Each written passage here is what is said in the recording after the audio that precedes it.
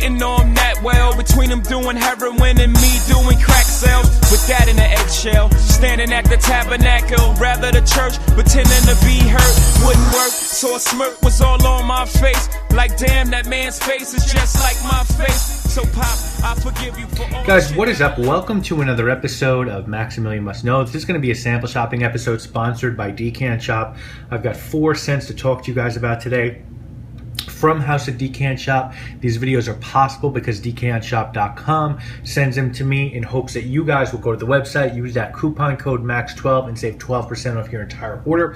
All the fragrances we're going to be talking about today are available there, and many, many more. There are literally thousands of fragrances, niche fragrances, designer fragrances, discontinued fragrances, original reformulations of fragrances. Check it out. Don't forget to use that coupon code MAX12, and don't forget that they also sell decanting supplies as well, and you can trade in your unused fragrances for store inventory or cash. So for today, we're going to start off this week with one from the House of Creed. So we're starting off with a bang. This one is called Love in Black. Now, we've looked at a shitload of Creed scents on the show, from the older gems like Vintage Tab Aurum and Windsor and Royal Delight to newer ones like Vetiver Geranium, but we only looked at one really made for women, and that was Aqua Fiorentina. And I thought that one was okay. This one is supposed to be a little bit more unisex, and if you're looking for this one, there are deals to be had in this. I've seen this one online in that 75 ml black bottle, anywhere between $102 to $175. This one was a 2000 release from perfumers Olivier and Erwin Creed, and it was inspired by Jacqueline Kennedy and some of the locations around the world that she visited. Notes on it are Italian violet and Virginia cedar at the top. In the middle, we've got iris, clove, and musk, and at the base, you're going to get black currant, Bulgarian rose. So really interesting notes on this one. And I'll tell you guys what, this is definitely one of my least favorite Creed fragrances of all time. All I get out of this one is like powdery Parma violets. And I actually like violet fragrances. Fahrenheit is one of my favorite fragrances of all time. I do not mind violet. I think violet can be really interesting in fragrances and add a nice floral sweetness. But when it's the star of the show and there's not much else going on, I just don't think I personally would want to smell like that. And I don't actually think a lot of women would want to smell like that. Could be wrong about that. I'm sure Creed does really good business on this one, but that's really all I get, guys. I don't get much else at all. I don't know where that Virginia cedar is as it dries down. Maybe a little bit of that rose and black currant, but this is a violet heavy scent. If you don't like violets, stay clear of this one. If you like violets, definitely check this one out. Next up, let's look at one that has caught fire in the online community recently, and it is called Leather Blend by Davidoff. Now, Mark Robes08 talked this one up, and immediately everyone was looking for it. I don't think you can find it in the United States. I think you've got to go through eBay or a Middle Eastern merchant to get it, but with Decant Shop, guys, Adriana gets those hard-to-get fragrances so that you guys can try them, from Vintage Chabaron to Windsor to the discontinued L'Artisan fragrances. Adriana gets these fragrances, and now she got this one. This one came out in 2014. The perfumer is Christophe Reynal. He's done a couple of scents that I really like. He did 1 Million in Chrome Legend. Notes on this one are saffron and black pepper at the top, rose and amber in the middle, and leather and papyrus in the base. Now, as soon as I smelled this one, I said to myself, this smells exactly, and I mean exactly, almost one-to-one of Ralph Lauren Polo Supreme Oud. And if you remember my video review of Polo Supreme Oud, my big beef with that one was that it didn't last on my skin too well. This one does better, but also isn't a projection or longevity beast. It just does okay. It is really one-to-one between those.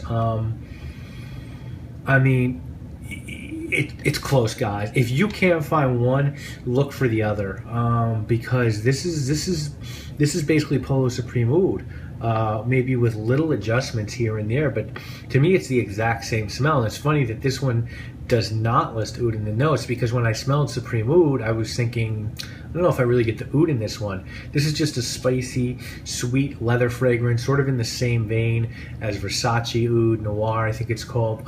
Really nice scent, really nice. But if you can't find it, don't worry. You can go out and get Polo Supreme Oud, and you're almost in the exact same boat. So I wouldn't get this one because I own Polo Supreme Oud.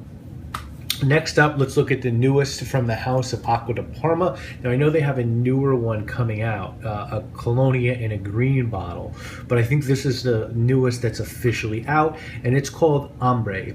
Now, this is the third in their Colonia Intensa series. They first did Oud, which you guys know I gave a 10 out of 10 to, and then they did Leather. I liked Leather, but to me, it was sort of just another smooth leather scent in the vein of Tuscan Leather, La Yucawam Home, Black Saffron by Byredo, all sort of the same for me. This is an interesting direction. I didn't think ambergris would be the ingredient that they go with next. I was thinking maybe a vetiver or dark citrus, and this one did come out earlier this year. It's got 3 notes: ambergris, C note, and musk.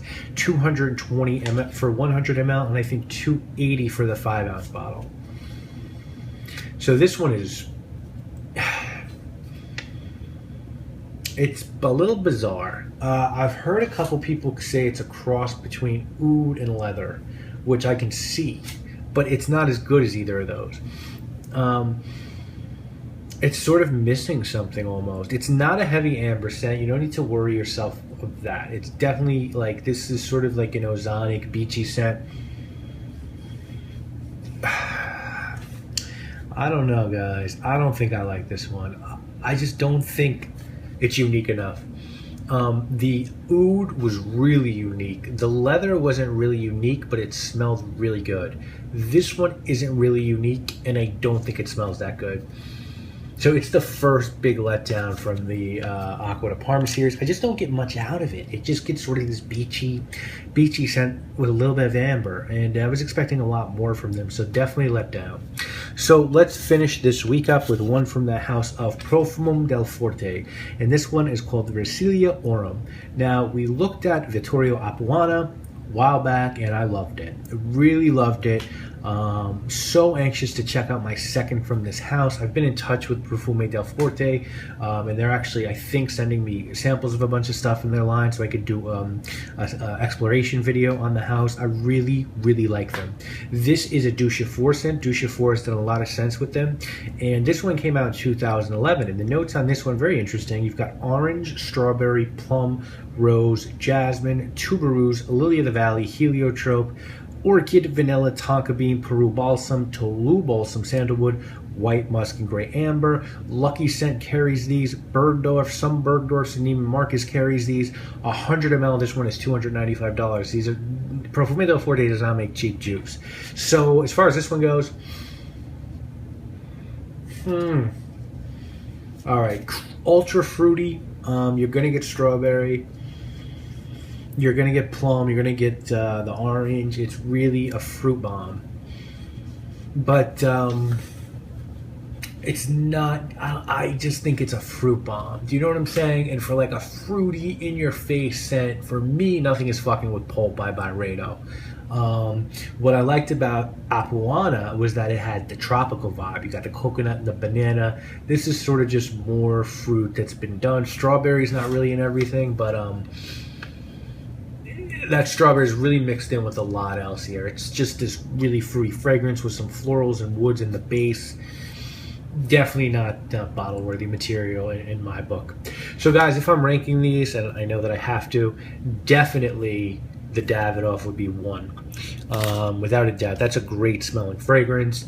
I think 2 would probably be the Profumi del Forte. I think 3 would be the Aqua de Parma, and 4 would be the Creed. Do I intend on buying any of these? No. The only reason, though, I won't buy Leather Blend is because I have Polo Oud Supreme. I do not think you need both. That's my opinion, but I think you should definitely, if you're a perfume person, you should have one or the other. So guys, 4 more scents next week. First, we'll be looking at a vintage fragrance from the house of Hermes. Then we'll go to a wet shaving house called Alt Innsbruck, very old old house that dates back to the 1950s. Then we'll go to the Mid-Eastern house of Versillia, and then we'll finish up next week with one from the house of Atelier. So a lot of good stuff. Vintage Hermes, old school shaving fragrance, Middle Eastern, Versillia, and then Atelier. So jam-packed show for you guys. We have another 5 of these to do before we close out this series. I know you guys love this series. I love it too. I want to keep doing these. Go to Decant Shop, use that coupon code MAX12, and we'll keep bringing these awesome videos to you as frequently as possible. We'll be doing once a week at least, so we want to keep doing these once a week. So I'll see you guys again real soon. My name is Maximilian. I must know, DecantShop.com.